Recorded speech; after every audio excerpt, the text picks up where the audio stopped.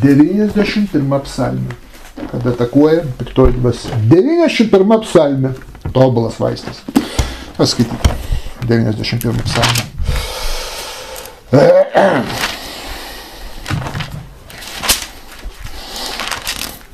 Tas, kuris gyvena aukščiausio globoje visagalio šešėlyje, pasilieka.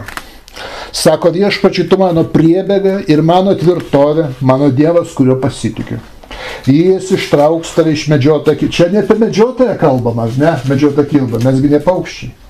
Medžiotoją kilpos bijot reiktų. Čia kalba apie dvasias piktasias, kurios tavo sielą bando. Ištrauks tave iš medžioto kilpas, iš pražūtingo maro. Jis pridengs tave savo plunksnomis, po jos sparnais rasi savo prieglaudą. Didysis skydas ir šarvas yra jo tiesa. Tau nereikės bijoti nakties baisumų. Kas yra nakties baisumai, turime omeny, ką aš ir kalbu apie piktas dvasias įvairiausias tam tikrose vietose, apleistose, kapuose, begyvenančiose ir taip toliau. Tau nereikės bijoti, reiškia, šitą. Nestrėlių švilpančių dieną. Kas yra strėlė švilpančių dieną? Čia nuo strėlės apsavo? Ne, kalba apie kitos. Dibukas, apsėdimas. Yes, švilpančios strėlės. Nes dažnai apsėdimas, kai būna toks garsas būna, po to apsėdė žmogų. Labai panašus į vilyčią strėlę paleistą. Nebaugins tavęs patamsyje slankiojas maras. Ar čia maro bakterijos tai patamsiai slankioja, aš visuoju jų slankioja. Čia apie kokį marą kalbama. Čia apie tas dvasias, kurios veikia. Nevidurdienis siaučiantis sunaikinimas. Kitas dvasius. Tavo pašonė kris 1000 ir 10 000 tavo dešiniai, bet taip ir nepriartės prie tavęs. Tu savo akimis tai stebėsi ir matysi nedorėlį atlyginimą, nes tu pasidarė viešpatis savo priebėgą, aukščiausiai savo buveinę. Aukščiausias pats yra mūsų buveinė, šventikla mūsų yra tikrai aukščiausias. Štai sako Ezekėlio 11 skyriui, aš pats, sako, būsiu, nusisklaidyti žydai, sako, būsit po visas kraštus šventiklos neturėsit, aš būsiu jums šventikla. Dievo namai pats viešpats. Tarsi apsiaučia energija tam tikra dieviška šviesa virš tavęs. Or makyf, kaip sako Kabala. Tau neatsitiks nieko pikto ir jokia nelaimė priartės prie tavo palapinės. Jis įsakys savo angelams saugoti tave visuose keliuose. Ant rankoje nešios tave, kad neužsigautum kojasi akmenį. Tu mindžiasi liūtą ir gyvatę, sutaips jauniklį liūtą ir slybiną. Apie kokį čia liūtą, čia mes turim liūtą, pamatė liūtą, reikia sumindyti tą liūtą. Ne, čia kalba apie tas dvasias piktasis, simboliai tam tikrai yra. Kadangi jis pamilo mane, aš išlaisvinsiu jį ir apginsiu jį, nes jis mano vardą pažįsta, Dievo vardu apsiginsi, taip? Žinot, reikia tik taip.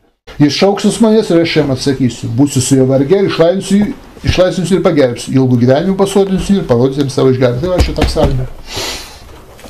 Net nebūtina hebrajiškai jas skaityti. Puikiausiai vertimų galim skaityti. Šitą. Tai va, tokia paprasčiausia apsauga. Kadangi pasaulyje yra daugybė piktų dvasių yra daug labai, daug mazikim, todėl reikia kartais ir apsisaugoti. Tai va, kaip sakiau, šitą žemę gyvenančios tos 3 rūšis dvasių, mazikim, šedim ir ruchot, yra žemiausia sitra achra.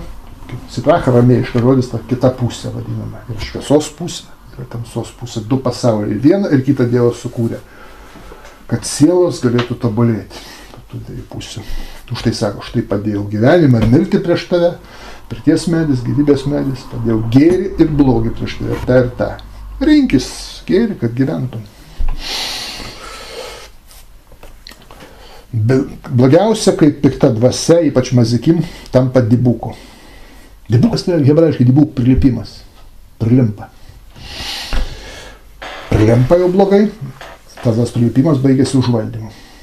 Dvasia pirmiausia prisikabina prie žmogaus, kartais trukdo miegoti, kartais maiša mintis, kartais žmogus girdi savo galvoje balsą tą dvasios, jaučia jo lietimą, kaip jį liečia, čia prilipimas. Einama prie antros stadijos, čia preliudija prilipimas. Einama prie antros stadijos apsėdimo. Apsėdimas eis prie trečios stadijos užvaldymo. 3 stadijos: prilipimas, apsėdimas, užvaldymas. Aiškiai yra, kaip dibukas veikia.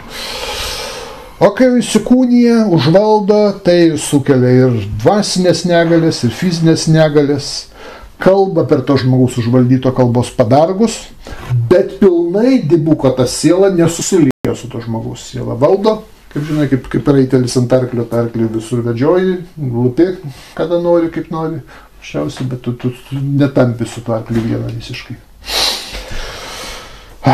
Dibukas vadinamas taip apnuoginta siela kabalai, kur ieško drabužio. Ir ieško kūno.